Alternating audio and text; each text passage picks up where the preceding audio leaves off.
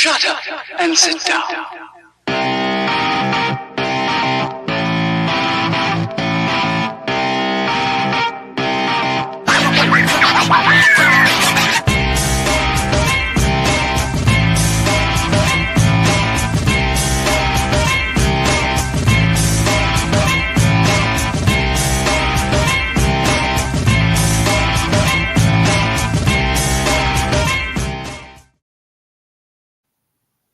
Here we are. Jax, you're muted. Oh no, there you go. Now you're not. Hello, and it showed that you were muted. I don't know. Anyway. There's always something random, technically challenged when we start these podcasts. It doesn't matter what time of day. But anyway, hello, welcome. It is not Monday. God, dog, my days are messed up. Tuesday, super late at night, but we're doing it for a purpose and a reason. Hopefully it works out in the latter half of the podcast. But hello and welcome to Pardon Me, Alex, the only lumberjack basketball podcast on the market. We're doing another double episode with 2 games. That's what double means, 2 games. First, we'll talk about the game at Southeastern. There's so many cardinal directional schools in our conference. Not that I get them confused, but I always am saying the wrong. Yeah. Anyway, it's all the Louisiana ones. Northwestern, right? Southeastern. Yeah, exactly. And I'm just like, okay. And plus they were back to back. And so that's even more confusing for me. And so anyway, here we are.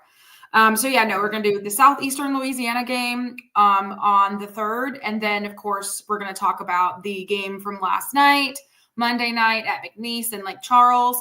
So a little bit later in the podcast. So again, doing another double episode tonight, catching up, and then, being ready for the game on Saturday back at home. Anywho, let's get started. So to kick us off. So yeah, apologies for all the double episodes, but the first one was before Christmas. The second one was after New Year's. And now this one, there was only one day in between the games. So it just kind of gets tough to do them all separate. Yeah. And yes. And also the fact that the 4-game road warrior, 4 games in literally a week is wild. Let's just talk about that there. Yeah. There was a game in Commerce and then game in freaking Northwestern, and then boom, game in freaking SELA, and then boom, game in McNeese. That's a lot of games within, a Monday to Monday span. That's a lot. Yeah.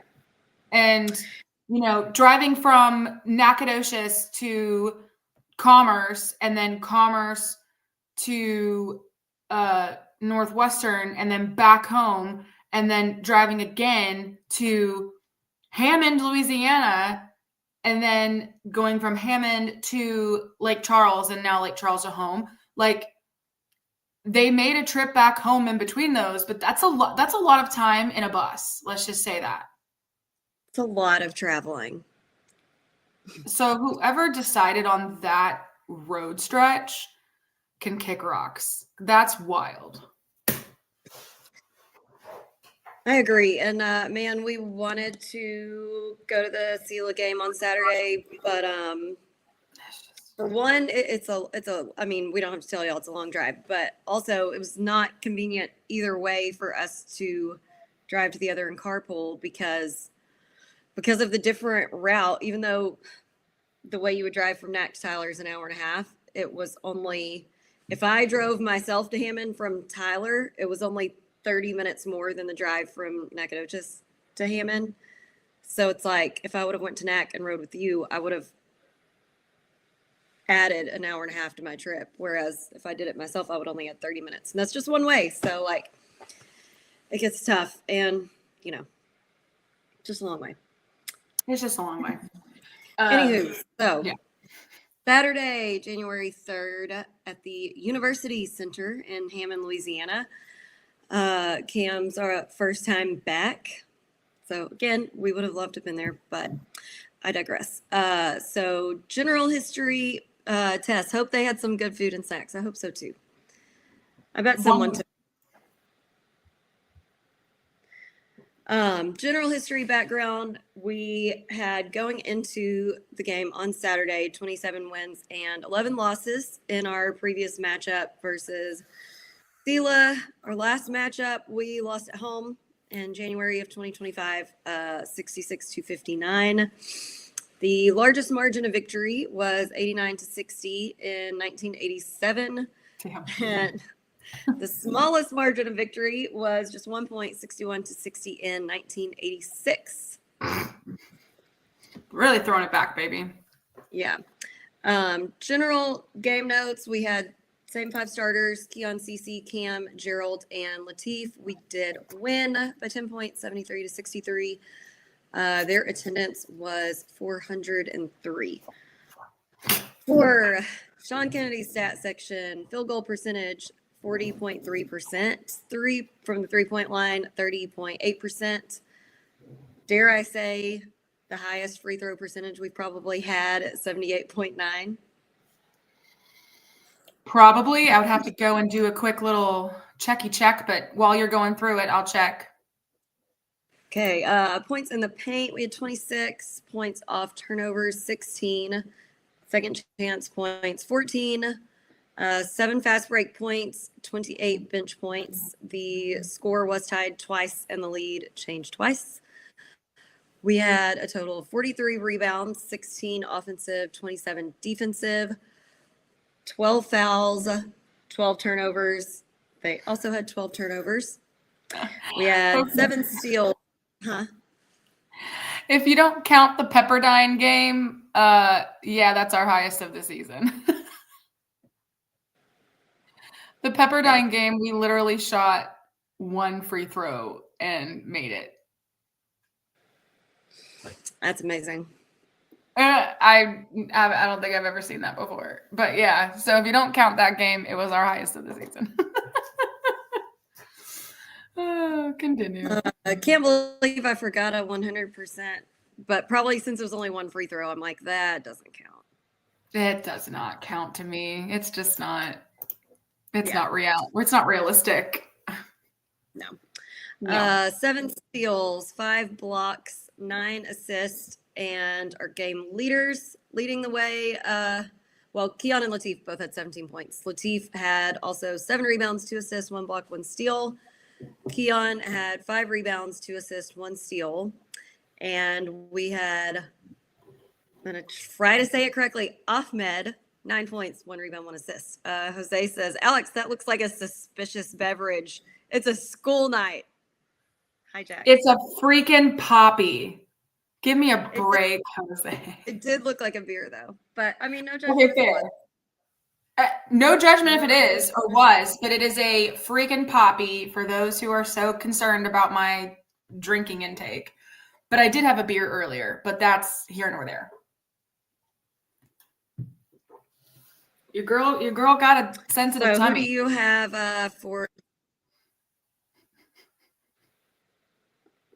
have for your player of the game against SELA? You know what? I'm gonna just give it to Ak, because we Teef and Keon always are gonna be most likely at the top of this list, and they're most likely gonna be our point score leaders on any given night. So anytime we can get someone new in the top point listing makes me happy. And I think this might be the first time that Ak has been listed on the top scorers. So and game leaders. So I'm going to give it to Ak. 9 points, 1 rebound, 1 assist. I mean, here's the thing in my little soapbox with him. So far this season, I mean, that was his best game by far. And I feel like he's getting better and better and better every single night. And that's just going to happen because everybody knows, like, the more you play, the more you're in competitive games like that, like, the better you're going to get. just with anything, the more you practice and you're in good competition, the better you're going to get. So I feel like Ak is just getting better and more confident. I think that's also like the big thing with any sort of sport, but especially like these guys, is the fact that, you know, we have a great coaching staff that is really giving them confidence to get out there and, you know, make plays. And I feel, well, and even in the next game, in the McNeese game, regardless of the result, like it was the same thing. Ak played really well in that game as well. And so I just feel like more and more and more he gets to play and the more minutes he gets on the court, it's just going to continue to improve, which is amazing because, again, usually when he's at that point guard position, and we all know that Keon cannot play the entire game every single second of every game. He's going to need a break at some point. So having reliable guys off the bench, especially in that position, is important. Could not agree more. I'm glad that you chose him because I was going to give him a special little shout out. If you didn't, I went with Latif for the player of the game on this one. He led in scoring, pretty close to a double-double, 7 rebounds, and had something in every column, 2 assists, 1 block, 1 steal. So super well-rounded performance from him, per usual. But yeah, I agree. I mean, his three-point percentage in this game was a lot better. I mean, it was 3 for 8, but in any way that you look at it, you're like, oh, but you know, he still missed 5. But that's a lot better of a percentage than it had been recently. So I feel like we're in a good kind of vibe there. I like that he was 100% on his free throws. I mean, he only took 2, but still, anytime we are doing well on free throws, I mean, considering how we started the season and how where we're at right now, I mean, free throws they still can be a thorn in our sides, but we've gotten a lot better, I feel like, at the free throws. So yeah. And then, Laura, yeah, Ak was amazing last night. So there you go. See, that's what I'm saying. Like, she was there in person. We were watching on TV. We'll talk about it. Don't worry, Laura. We'll talk about it. Like, I mean, it was obvious that he was playing really well last night versus McNeese. And so, again, that's why I'm just so tickled to see him on the game leaders list on that for this game versus SELA. And then, of course, Keon is Keon. I mean, it's just, you know, same day, different font or whatever for him. It is wild to me when I see, like, well, you can go ahead and talk about Teef more, or in both of them. I'm still looking at the stats, trying to understand the craziness that is the huge disparity between offensive rebounds and defensive rebounds. Well, I mean, it's a lot harder just in general for any team to get offensive rebounds. And honestly, I feel like I've been harping on it too much lately because the last few games that I've watched on TV, the announcers are saying how well we've been doing rebounding this season. So I'm probably being too nitpicky.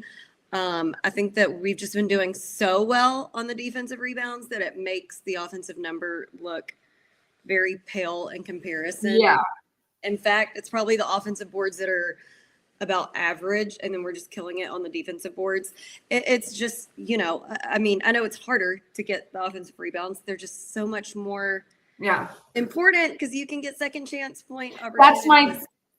I think that's what I'm stuck up on, is the fact that we have so many opportunities for second chance points, and it's just, there's so many points being left out there that, you know, and again, you're right, getting offensive rebounds is really difficult, but you know, we're just so close so many times. I'm just like, the second chance points there is just, I think that's just, and again, we talked about this last time, is the fact that the fact that we're nitpicking on small things, like the fact that our offensive rebounds are less than the defensive rebounds. Like, this is where we're at.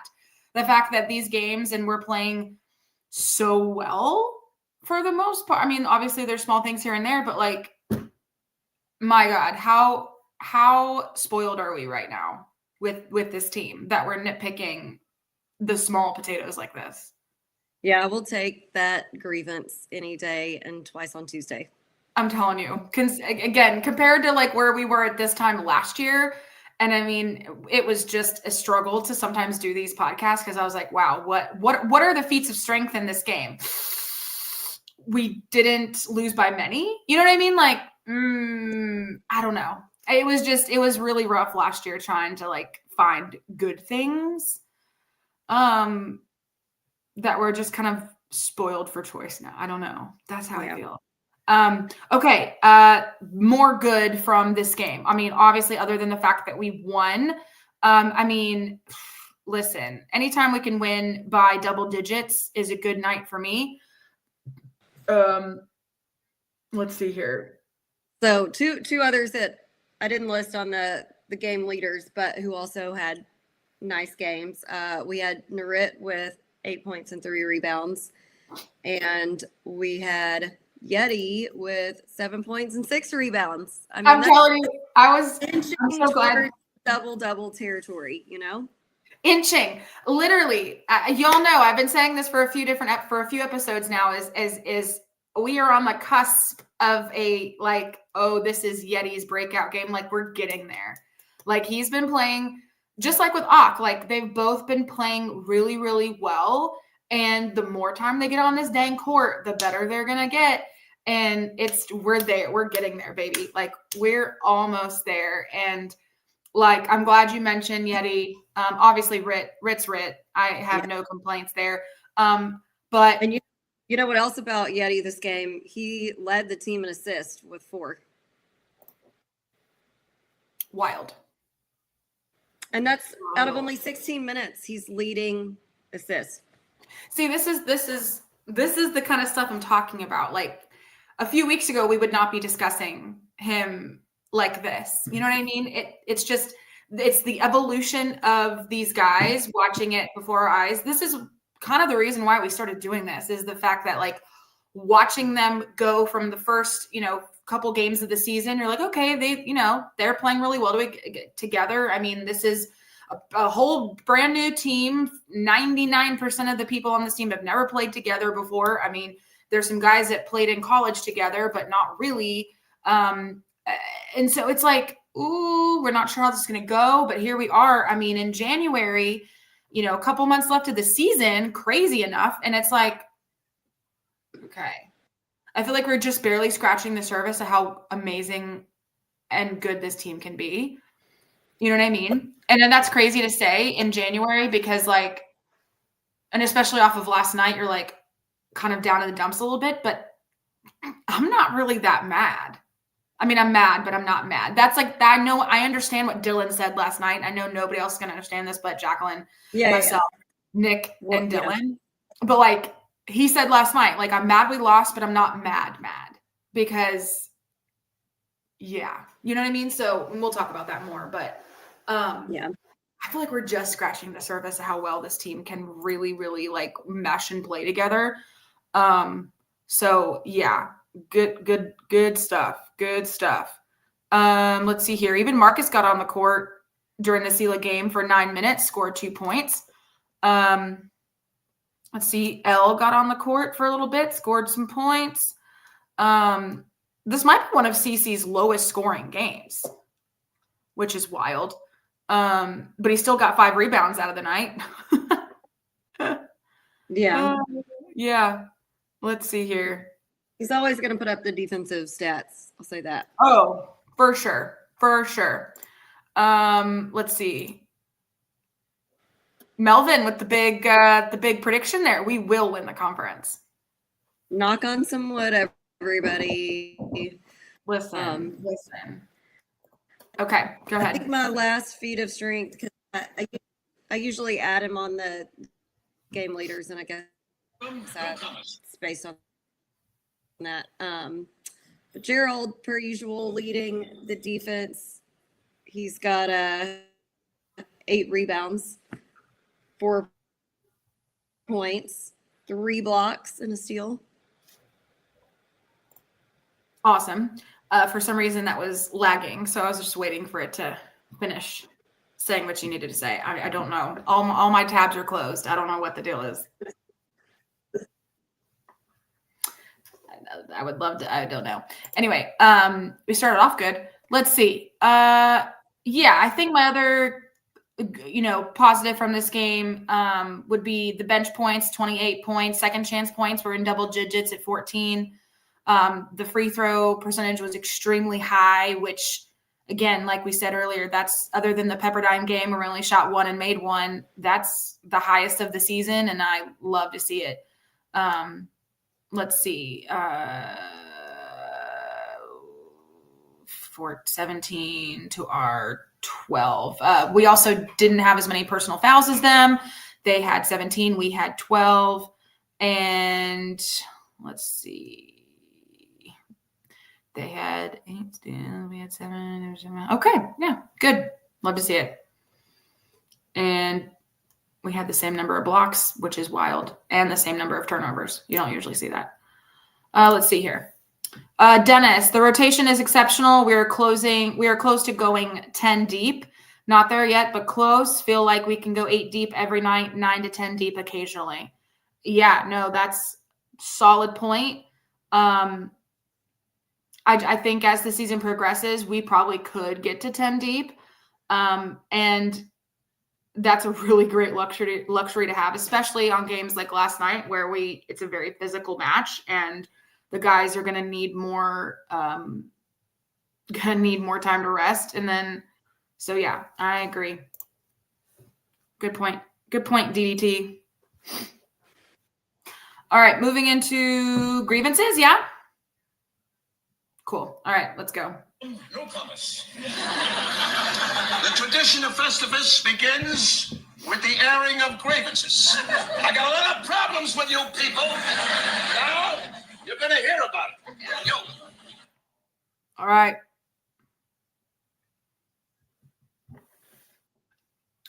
You want to go first?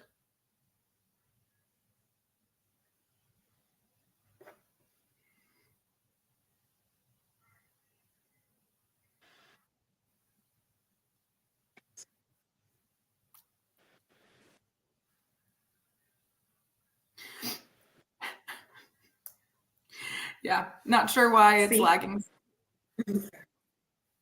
That's like a 45-second delay. I don't know why it's doing that. Okay, well, I'll just go first then. So,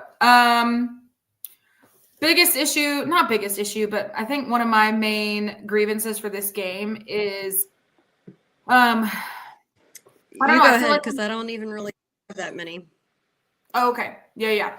I think my biggest thing, again, it's not my biggest, but I feel like Cam is such a huge threat, especially behind the arc, and he played for 20 minutes and only scored 5 points. I want to see more out of Cam. We saw a little bit more from him last night, but I feel like even then, he wasn't in as long. I don't know. Like, it's just, I feel like that's been a kind of a weird thing that's been happening recently, is that he comes out more or just doesn't, I don't know, because yeah, it's for me, that's just really strange. Like him and Rit played for the exact same amount of minutes and he had 5 points and Rit had 8. I don't know. There's just a huge like disparity there. I don't know. I really can't put my finger on it with that. And then, I mean, obviously the other thing is the 3-point percentage. I mean, 8 out of 26. I mean, that's not great. That's just not good. To me, it's not good. I don't like that at all. I mean, I love the fact that we have shooters, but 8 out of 26 just doesn't do it for me. And I feel like our points in the paint, although someone would say 26 points in the paint ain't shabby, but I feel like, I don't know, I feel like those have been decreasing lately too, but maybe it was just the game itself was more physical down under the basket, so it's just harder to get points in the paint in that scenario. Oh shit. Okay. Jacqueline, any thoughts?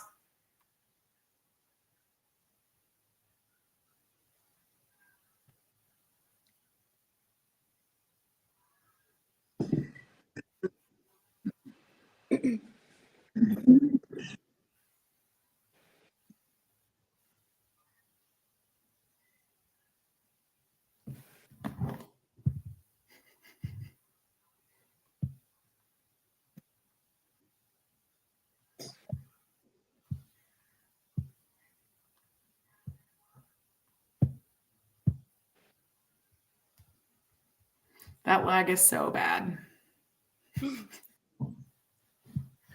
I really don't have many this game. I'm having to stretch to really think of.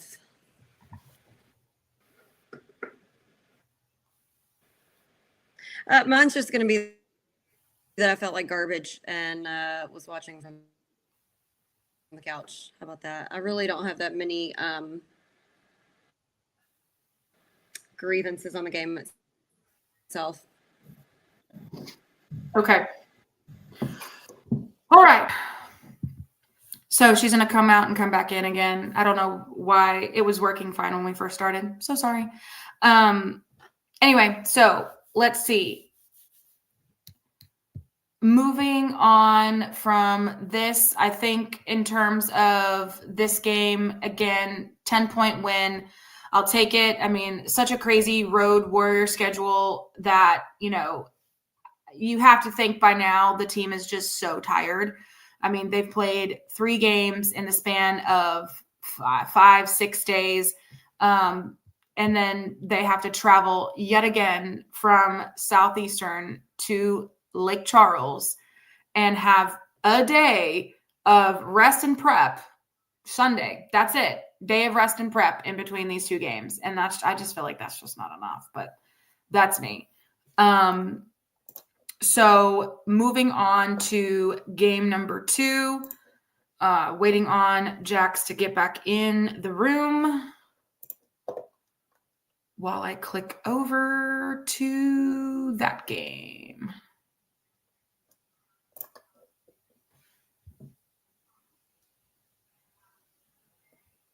Okay. She's about to be back in. So, let's see here. There she goes. There we go. Fingers crossed. It's working okay right now. I don't know what changed, but okay. I don't know. I mean, let's embrace it. And yeah, just let her done. All right. So moving on to McNeese. Alrighty. Monday, yesterday. The first Monday of the week, because today also felt like a Monday. Facts. January 5th at Townsley Law Arena in Lake Charles, Louisiana. So as I said earlier, Alex and I did not make this trip. To a long drive and very busy work week for both of us and me feeling like garbage. However, Laura did make the solo trek. So she was there. That was fun. I'm glad that she was. Wish we were there, but also we hate McNeese. So, I mean, whatever. General history, background info we had going into this game. Laura said, not down in the dumps about last night. That was a tremendous game. We agree, and we'll have more to say on that momentarily. Going into last night's game, we had 29 wins and 22 losses in previous matchup versus McNeese. The last matchup we had, we lost at home big time, 95-64 in March of 2025. Largest margin of victory was 86-57 in 2016. Smallest margin of victory was 55-54 in 1991. And Alex is going to give us the Southland Conference standings as of today. Yes. So lots have happened. Lots of things has happened. So since we lost last night to McNeese, Nichols now has sole possession of first place at 6-0. McNeese and us are tied at 5-1. With McNeese with a slight advantage over us just because their overall total is a little bit better. Let's see here. A&M Corpus Christi at 4-2, UIW at 3-3, same as New Orleans. They're at 3-3. Then we have multiple teams at 2-4. Let's see. We have Lamar, UTRGV, Southeastern, and Northwestern, and then East Texas A&M, aka Texas A&M Commerce, and HCU are both at the bottom of the pile at 1-5. So that is the current Southland Conference standings. Oh, hold on. We got a comment. Hello from the other side. I must have called 1,000 times. Hi, Kyle. We miss you, Kyle. We miss you, Kyle. We'll have to have you back on before the end of the season, since you're stepping away from the podcasting life. General notes for the game: same starters: Keon, CC, Cam, Gerald, Latif. We did unfortunately lose by just 2 points, 66 to 64. McNeese's alleged attendance was 2,784. Sean Kennedy's stat section.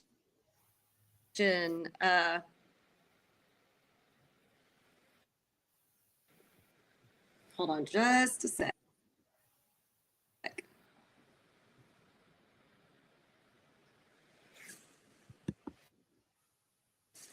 All right, while I'm reading that, check yo text Alex. My dear, John Kennedy stat section, field goal percentage 43.1%, 3-point percentage 37%, free throw 57.1%, points in the paint 30, points off turnovers 9, second chance points 17, fast break points 0. Bench points 20. The score was tied 7 times and the lead changed 5 times. Total rebounds 40. We had 14 offensive and 26 defensive. We had 16 fouls, 15 turnovers. They only had 7 turnovers. I have here on my notes 14 assists, but I do not think that's right, but maybe it is. 14? Game leaders, we had Latif with 15 points, 7 rebounds, 5 assists, 2 steals. Keon, 8 points, 1 rebound, 4 assists. CC, 8 points, 11 rebounds, 8 points.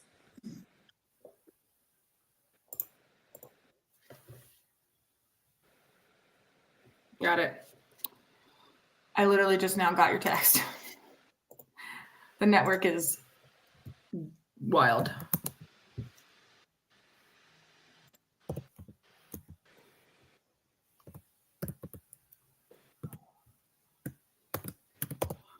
Okay, so who is your player of the game, Jax?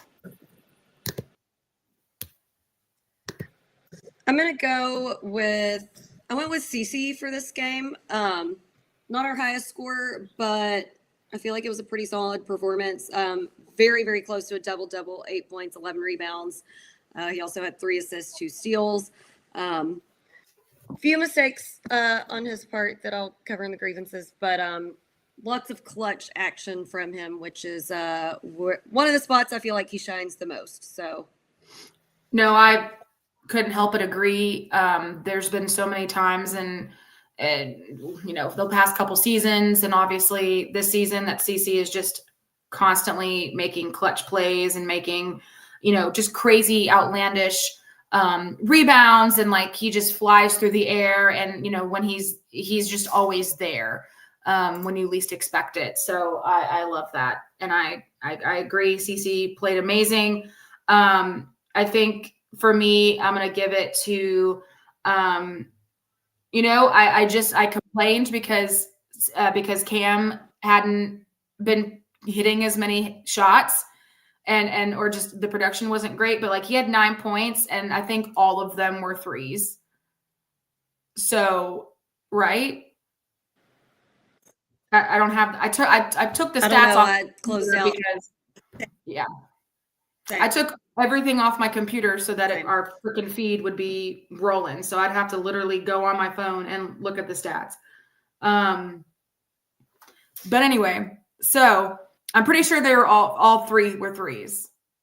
3, 3, 3, 3, 3, 3, 3. That's 9 points. I'm pretty sure that checks out.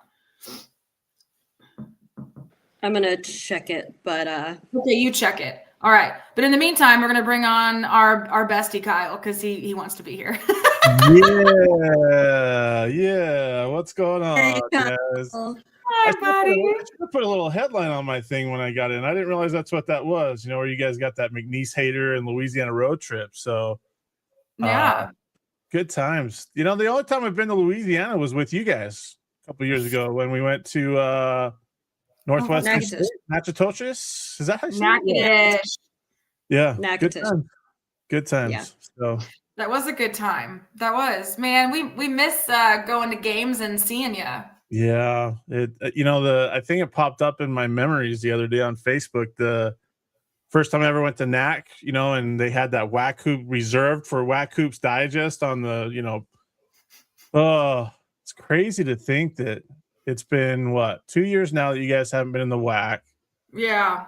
And it's been, what do I want to say, 4 years since I went to NAC. Well, I went for the first time. I mean, I was there a couple years ago and stuff like that, but your Jacks seem to be pretty good. Not gonna lie, at least better than they have been over the last 3-4 years. So that's true.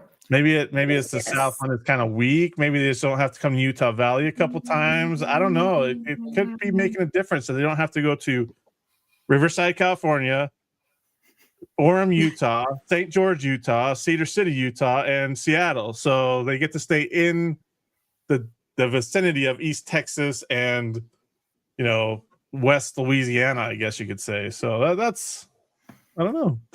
Maybe that's to their benefit, right? I do think the travel does have some bearing for sure. For sure. But yeah, they don't have to travel as far. I mean, there has been a huge decrease in the amount of flying that the boys have to do.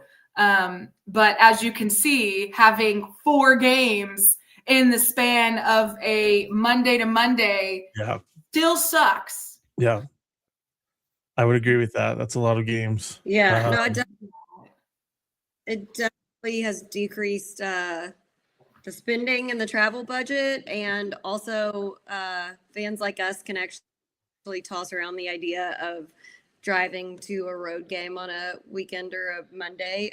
So they definitely have more fan support. Yeah, no, hey, it's a good thing. I'm not saying it's a bad thing. I think it's a great thing. I mean, it's gonna be weird next year when Utah Valley and Utah Tech and Southern Utah aren't in the same league, where they're like 3 hours apart, and but at least Utah Valley won't have to. They'll basically go into the state of California the entire time. They don't have to go anywhere else to play games next year in conference. So that's crazy.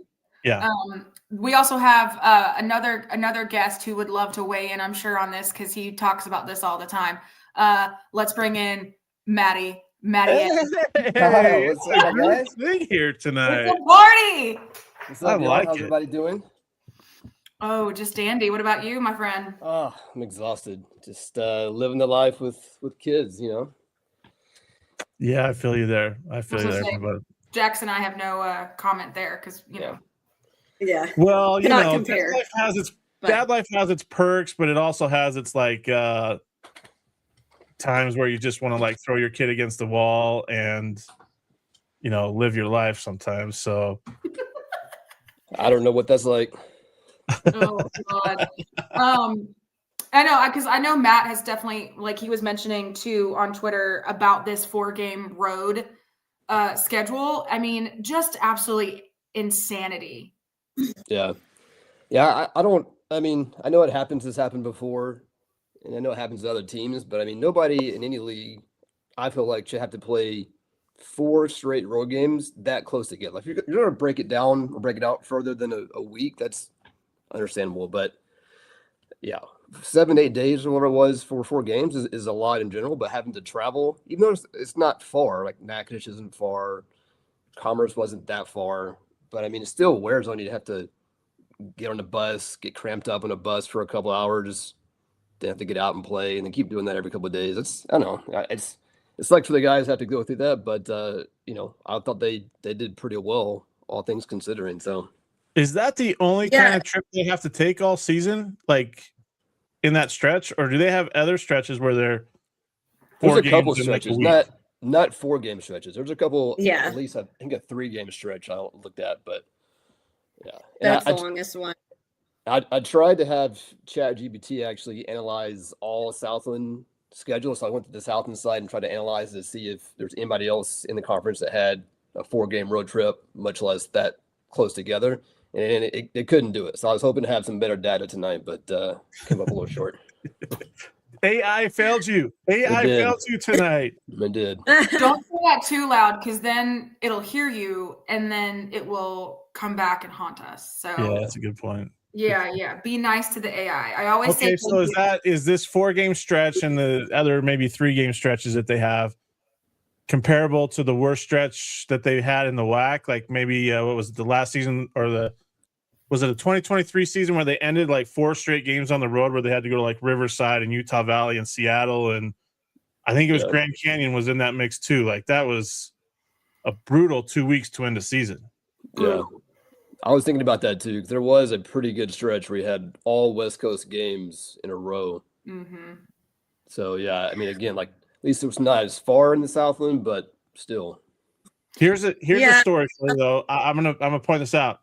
The WAC basically gave a big FU to CBU when they scheduled their conference schedule, because they're the preseason favorites. They had to go to Utah Valley, to UT Arlington, and to Tarleton State to open up WAC play. They gave a big FU to the Lancers because the Lancers, are bolting for the Big West. I can't say that on the WAC podcast, but I can say that here because I don't think the WAC are watching it. But like, I can say that here. They gave a big FU to CBU. It's kind of funny. So that's wild. That's a pretty rough swing. Yeah, for sure. Yikes.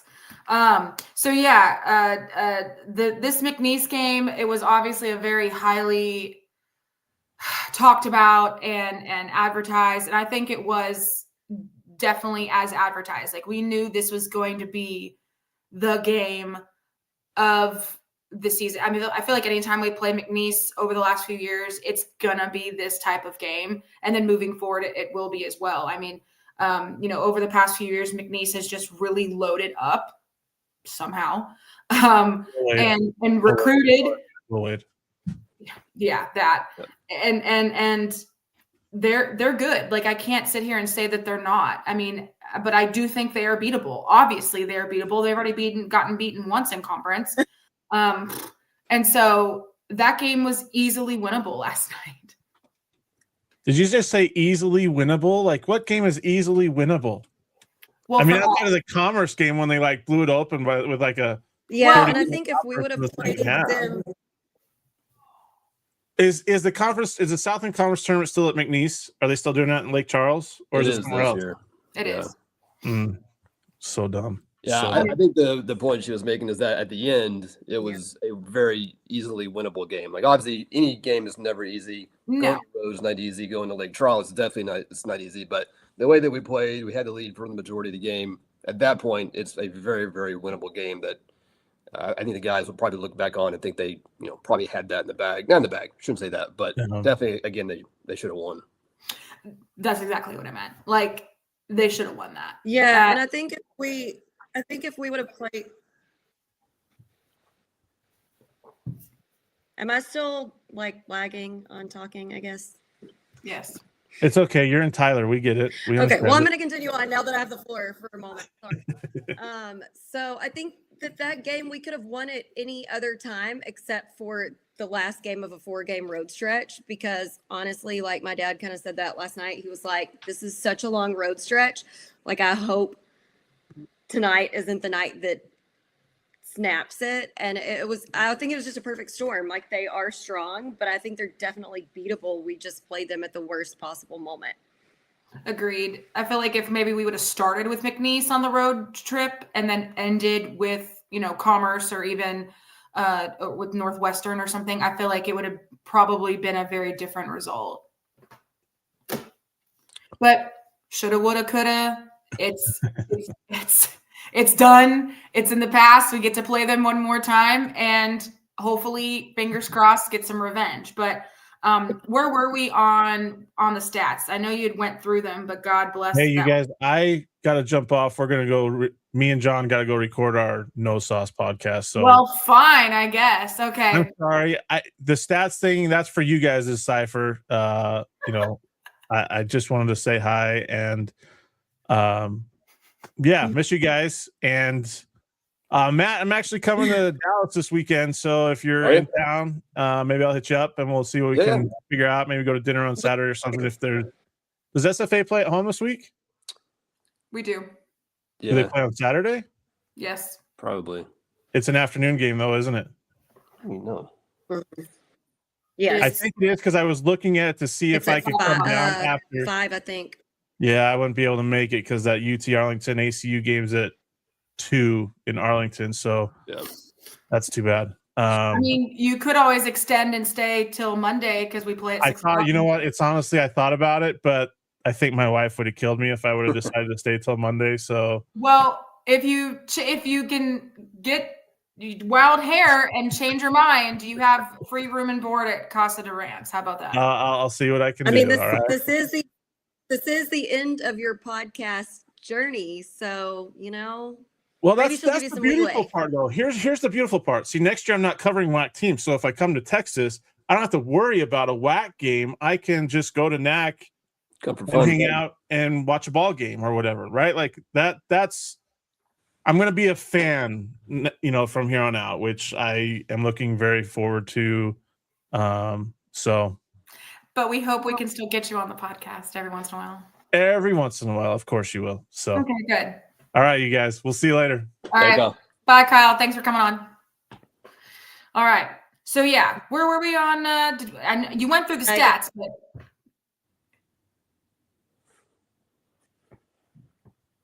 Huh? What was that? Feats of strength. Feats of strength. Okay. All right. So, man, even though, yes, I know we got the L in this game right at the end by 2 points, but I mean, we held our own in this game. There were multiple chances, multiple opportunities. I got to pull the stats back up. Hold on. I deleted them. Let's see here. So Latif with his 15 points and 7 rebounds, outstanding. And yes, all of Cam's points came from threes. So that is what I was going to say was why he was my player of the game there. I mean, his threes came at really clutch times. And so I got to give it to Cam because over the last few games, I feel like his production, again, no fault to him, but like they just haven't been getting him the ball as often or just not playing as much. I mean, compared to the other starters, he played the least amount from the other starters. I mean, Latif had 33 minutes, Keon had 32, CC had 32, he had 18 minutes. And so it's like, I feel like he's just not in the game as much, which is when you're hitting three, like, what are we doing on that one? But that's a grievance. But anyway. So yeah. Yeah, he seems to split that time with Narit almost half and half. How many minutes did Narit have yesterday? 22. Yeah, so it seems like coach splits that pretty evenly between those two, kind of a similar role. Very true. Yeah, I agree. I mean, and Rit had exactly the same. Mm-hmm. Had 2 threes. Let's see. Yeti coming in with 19 minutes, and that was due to the fact of our boy JC getting some early foul trouble, but they had the exact same minutes. Any other feats of strength that you or Matt noticed about the game last night?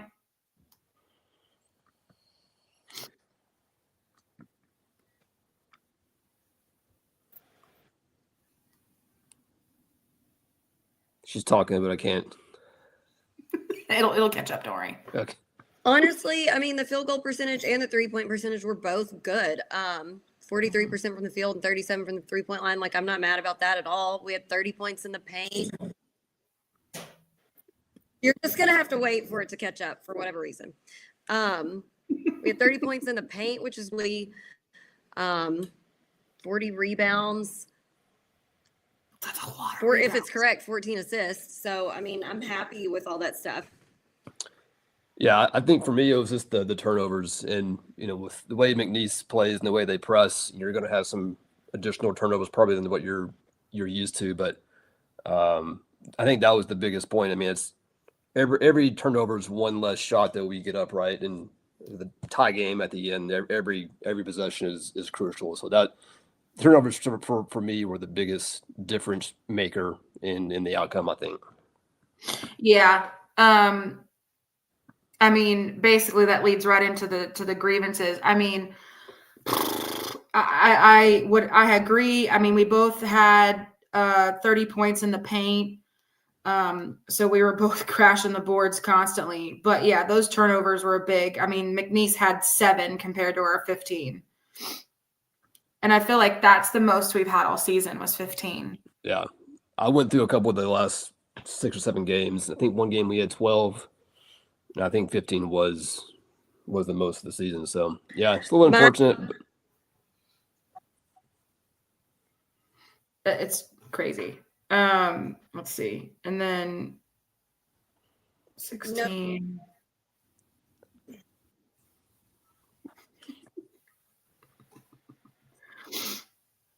Go ahead, Jacqueline. Y'all just give me a signal when I can talk, and I'll go. Go ahead. Okay. My biggest grievance, I was saying, on the turnovers was the fact that it seemed like we had never played against a press. Like, I know these guys have practiced breaking a press. I know they practice against a press, but it was like we just completely forgot how to break a press, and everyone would panic and dribble into the sideline. We had at least 2 turnovers that were backcourt and or not getting across half court in time. I don't know. I don't know why they couldn't figure it out, but like after the first couple of turnovers, just have someone else go backcourt to help out. Like, I don't understand. No, I completely agree. The multiple 10-second violations, I think having one is enough for me, but there were multiple of them, at least 2, maybe 3. I agree with that. That was very frustrating. I don't know what the deal was. I mean, they kept getting double teamed. Like, they just could not figure out the double teaming. Just couldn't figure it out. It was almost just like they've never been double teamed before in their life. And it was very frustrating on our end. I can only imagine how frustrating it was on the coaching staff and on their side, the team itself, the guys themselves. I mean, there were a few other things that I'm trying to recall off the top of my head that were very annoying. I don't know. I feel like there were a few wild calls that probably shouldn't have been called. Yeah, a couple of those offensive fouls in the first half. I was were like, tough. That one, the coach was pretty adamant, and you could tell he was asking. It was a clear offensive hook where ball carrier uses his off arm to hook the player and get by him. Call the foul on us instead. They get a 3 right after that on that same possession. So it's a big call. I thought they should have asked the refs to review the elbow in the face that I don't remember who it was. It may have been Smith that took on a layup attempt. The guy just elbowed him right in the face, which could have called a basketball foul, I guess, basketball play. But I mean, that's something normally you would ask to have the ref review, but they didn't. But can't expect calls like that on the road most of the time anyway. So it is what it is. Yeah, no, actually, that sparked memory for me too. I feel like also we totally just forgot how to take a charge correctly too. Just not getting our feet set, and there you go, blocking foul. I mean, go ahead, Jax. Okay, I'll just do that from now on. No, there were a few though, because my dad does not typically rag on the officiating. There were several calls that he was like, that's just not good. And a couple of the charges that we took that the announcers tried to say, oh, he didn't have his feet set. Here's the thing. yes, you should have your feet set. However, if the offensive player lowers their shoulder and mows you over, it doesn't matter if your feet are set. That's an offensive foul, and they took a charge. And one of those happened at least once, and they were like, oh, well, he didn't have his feet set. And I'm like, that doesn't matter. It's still a charge. And then there were a couple where my dad was like, literally, our defender jumped straight up in the air with arms straight up, and they call foul. Like, where's the foul? He's going straight up and coming straight back down. Like, not a foul. There was another call, but now I'm blanking on it. But anyway, and the announcers were trying to say that there was an SEC official officiating. And I'm like, if that's the case, then it is bottom of the barrel SEC. Yeah, no, I agree with what you're saying. It's just funny to me. All I ask for is, you know what, if we commit a foul, that's fine. That's fine. But if they also on the other side commit the same exact foul, I want just some continuity and just some fairness in the fouls. You know, the home court advantage is real sometimes, and I get it when we're at home and we get the foul in our favor or something. Yeah, of course it feels great. But at the same time, I'm like, I'd rather just have fairness and more consistency from the Zebras than sometimes with what we get. I don't think that's a lot to ask. I mean, if they're going to call it on us, call it on them, and vice versa. That's fine. At least everybody is on an equal playing field, you know, and everybody's being, held accountable. Let's see, Gary Lee, our guys played great. Looking forward to McNeese coming to Sawmill. Absolutely. No, I after watching last night's game, like I said, it became glaringly obvious that, yeah, McNeese is good, but they're not out of reach. I think, everybody just kind of puts them, when I say everybody, I mean a lot of people, especially in college basketball and mid-major, have been putting them on a pedestal over the last couple seasons. And again, fair, they won the conference last year, but I don't think that they are the same team as last year. Obviously, they have weak spots. Obviously, they just barely won last night from the hair of their chinny chin chin. A few more balls going in our direction or a few more fouls going in our way, and this would have been a totally different game. Again, I don't think they're anything to write home about. They're not. I don't think they're special one bit. Yeah, I'll agree with that too. I think they definitely were a much better team last year, at least at this point. When you take in so many transfers like that, especially high-level transfers that want the minutes. Sometimes it's team chemistry is tough to get going. So they still have obviously a lot of time to get better, just like we do. But correct. Yeah, I'm looking forward to that game too. I just wish it wasn't on a Monday because I don't think I'll be able to drive from Dallas to NAC for that type of night. But I always hate the bigger games of the conference, aren't on weekends for everybody to attend more. Because even last night, I mean, they had a decent crowd, but I didn't see what the attendance listed was. But I guarantee you, it would have been a lot better on a weekend. So it's unfortunate for them too. The attendance was 2,784, apparently, according to. Yeah, that's less than double they had in the weekend. They had over 4,000 the weekend. So I mean, yeah. And it's the game of the season. I mean, for them, it's the game of the season. And you would think that, if anything, they'd want that game to be flip-flopped. That I agree. Having a game like that level on a Monday is wild to me. Yeah. People work. People would love to come in from out of town, but that's just impossible. I used to drive in on weeknights when I was younger and have kids at this age, but it's hard to do at this point. So it's, we might take it to somebody else, I guess. Hey, and I'm sure they'll appreciate it. Yeah. So yeah, I think I don't want to, I want to do a word because we always do a word to describe this game, but I think my word is just going to be almost. That's my word. Jacqueline. I'm not done with grievances. Oh, I'm sorry, bro. Keep grieving. I'm sorry. I thought you were done. Go ahead. No, I was waiting on an invite so that we aren't all three talking at the same time. So Matt and I discussed this via text with Alex as well, and I'm going to try to state it as delicately as possible. There were a lot of times last season that Keon had to bear the brunt of trying to score and just take it one-on-one. The team and the coaching that we have this season, we don't really have to be stuck in that corner. So I'm just a little confused why it happened a lot last night at the end of the game. We have lots of players that can shoot. We have lots of plays that all of our players know how to run. And so I just don't know why there was so much one-on-one action that didn't come to fruition of scoring.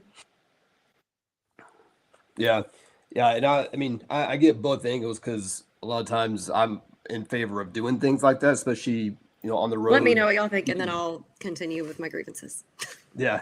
If, you can draw fouls, obviously that's one thing. So you get the free throw line, clock stops, and you can score and rack up fouls. But in a game where we're not probably getting those fouls or not getting, those type of buckets, I think we spent basically the last 3 minutes around the rim and pretty good look still. I mean, Keon got to the hoop. Latif did a couple times as well. They just were dropping, had a couple blocks in there. I think we got blocked a couple times too, which again, I'm not here to second guess anybody because I'm not a coach, but compared to last year where, we weren't a great shooting team, where we got more jump shooters now, especially in a game where McNeese, was somewhat giving us some outside looks. I think they did a better job in the second half, kind of locking down our 3-point attempts. But, knowing we've got guys in the corner that can knock down shots, I hate to kind of always see just one guy go one-on-one. It's not even just one-on-one play. It's, not really drawing up a play. It's just kind of dribbling the top of the key and trying to get by, which Keon's amazing at. No one can stay in front of him. So that's amazing. But at the same time,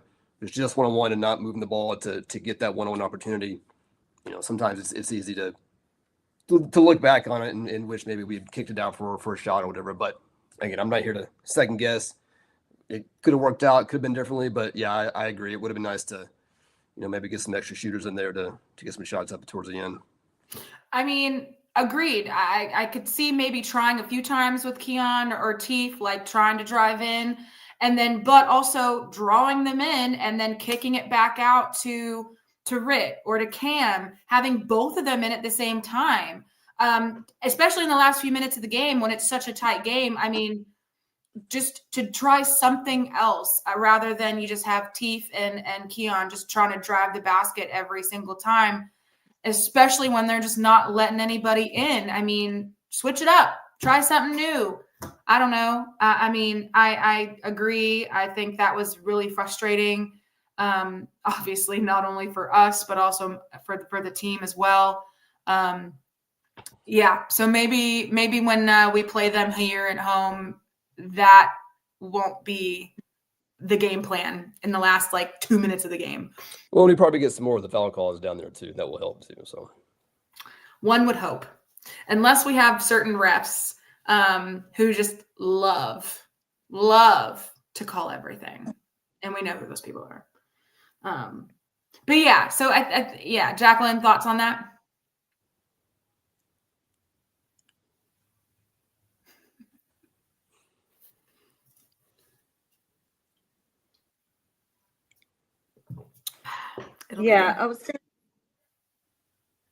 Thank you. I was going to say that's no slight to Keon from myself at all. He's great one-on-one. It's just last season we had to rely on that more. This season we have more offensive players, more offensive plays. We have more stuff. And so I just don't want to see it all on his shoulders when we have a more well-rounded approach. And that's never going to be a game plan on the road because you're not going to get those foul calls. You're not going to get them on the road.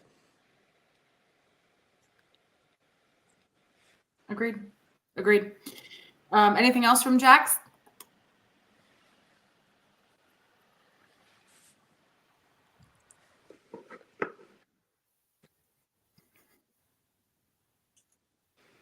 Yes, I hate the cowbells, and I don't know how they're not against the rules for noisemakers. I just don't understand it. I could hear it the whole broadcast, the stupid cowbells.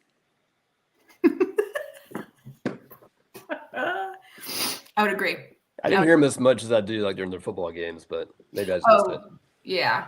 I feel like they have a ton more during football, but you're right. But no, I agree with what Jacqueline's saying. I mean, if we can't have, pounding axe handles or whatever, or someone with a megaphone or, one of those little we used to have in the hecklers like traffic cones. So, but those aren't like actually making a noise. It's just something to scream out of. So I don't know. I don't get it. I agree. I mean, if we can't have thunder sticks, what's the difference? Good point.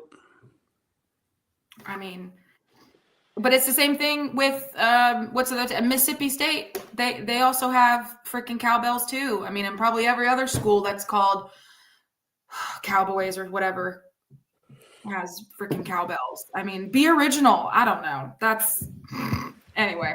I think my other last grievance is the fact that this was on a Monday night and I could have went. It would have been a struggle.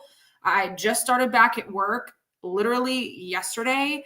And I had everything to do under the sun. And the fact that this big of a game was on a Monday night all the way in Lake Charles is just not conducive to traveling fans. I mean, unless you are retired with nothing to do, or you work from home, or you have such a flexible schedule that you can literally go anywhere, do anything, you're screwed. Can't go, can't do anything. So I would love if in the future, big games like this are, I don't know, not on a Monday night, but at the same time, who can predict what's going to be a big game and what's not? You can't. I don't know. It's just having it on a Monday night is just rough. That's rough. Yeah, I mean, I feel like ahead of time though, you know who your at least top 4 or 5 potential big game teams or in big games are, where you try to move those to the weekend, just cause. Yeah, or at least split it. Like if one has to be on a Monday, put the other one on the Sunday or a Saturday. Like, well, and you can also just label it as the programs that have the bigger fan bases and the atmospheres, which SFA and McNeese have that. So even if both teams weren't quite as good, you still have a bigger atmosphere and a bigger game, better arenas, that people need to be able to go see on the weekends. But whatever. Yeah, they didn't ask us when they did the schedule. Yep. But yeah, no. So apparently, logic isn't some people's strong suits, but here we are. All right. Any other grievances, Jax? No. Okay. So, like I said, my one word is almost. We almost had it. We almost came home unscathed at 4-0. Almost. But I'm not mad. I'm sad for them. I feel bad, but I'm not mad. Could have been mad, but I'm not mad. Jacqueline or Matt, do you guys have a word that encompasses this game on Monday night? Jacqueline, you can go. Just meh. Solid word. I'll go with tough, just because again it's tough to lose games that you think you played decently well. They were favored by 10.5 points the last time I had looked, which number one is crazy to begin with. That never should have been a correct line. No. But being an underdog against the preseason favorite led for, I think, statistically at the end, 75% of the game. Yeah. And not being able to point out at the end when we had chances. We were up 6 at one point, and they went on a 6-0 run to tie it and never really got it back. It's tough to not be able to execute down the end and watch that, but it is what it is. I think we played well. There's a lot of positive things you probably take from that as a program and from the staff. So looking forward to the rest of the season. But yeah, that was tough. No, I agree. I like that word. Tough can go both positively and negatively. So I love that. No, and I agree. The fact that, we lost, but I also think from losses, we also learn a lot about ourselves and what works and what doesn't. And I think that this coaching staff, if anything, is going to take that and truly use that as a great learning experience and understanding, okay, well, when the game is on the line and we're down, 4 points, 6 points, maybe we shouldn't do this, or maybe we should change things up, or, change up our offensive strategy or this or that. And like, I have a feeling that this is the coaching staff that understands that probably better. You know what I mean? I just have that feeling with these guys that they're, Yeah, they've done a tremendous job. They deserve a lot of credit and a lot of praise for what they've done, halfway through their first season. I mean, I agree. Yeah. I agree. I mean, we saw that tweet the other day about how about Coach B being like the number one. I don't even know what it was. first year coach. I forget the actual stat, but he was first for first year coaches. I think maybe in win percentage or something like that. I forget what it was. Yeah. I think I can find it really quickly. Winning games is hard. I mean, a lot of people have, once we went through like the Underwood years where we had 2 undefeated seasons, people think that's an easy thing to do. But winning games night in, night out is a tough thing to do. You can lose to any team any night when you have an off shooting night. So, I mean, being 4-1 now, I think is pretty solid no matter what. Totally agree. I thought I shared it. I guess I didn't. But yeah, no, I totally agree. There's still a lot of season left. There's still a lot of opportunities for learning and growth and continually improving. And so, I mean, like I said, I'm mad, I'm sad, but I'm not mad. I'm not big mad. I'll wait. I'll hold on to the big mad for another night. Okay. So as a reminder, everyone, obviously there are 2 home games coming up this weekend. You got Saturday at 5:00. We are playing Houston Christian, I believe is who we're playing. Yeah, not Houston Baptist, Houston Christian, just different religion, same basic core tenets for the most part. You know what I mean? Anyway, so playing Houston Christian in the Sawmill at 5:00. That's on Saturday. And then on Monday, we have another home game. We are playing Incarnate Word. And it's a doubleheader. What Jacqueline said. Yeah, doubleheader. And then on Monday, Incarnate Word, 6:00 in the Sawmill.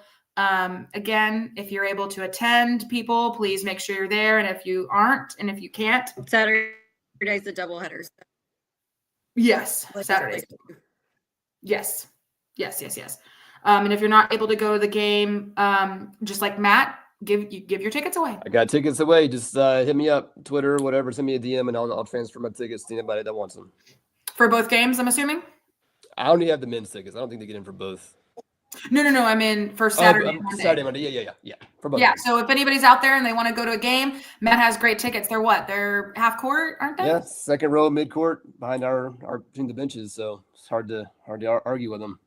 And that's also really good seats. So if you're interested in going, how many tickets you got? 2, 3, Yeah, just 4? 2. I got 2.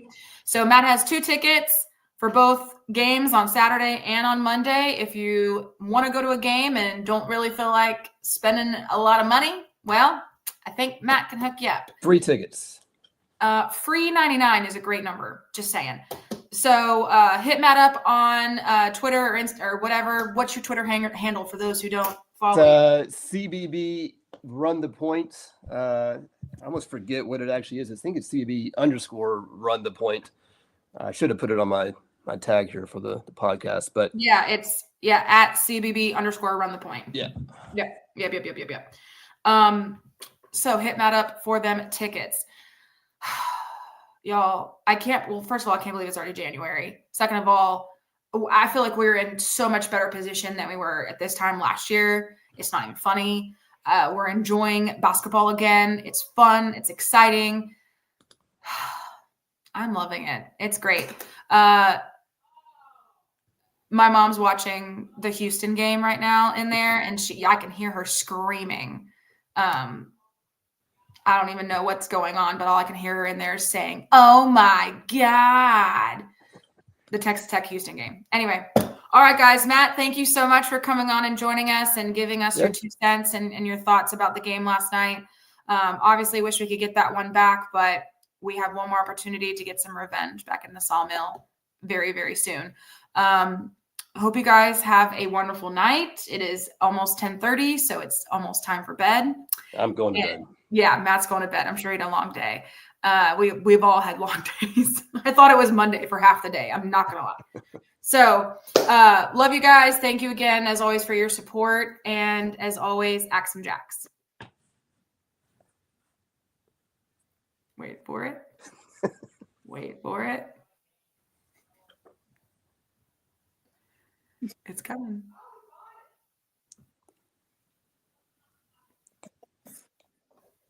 It's coming.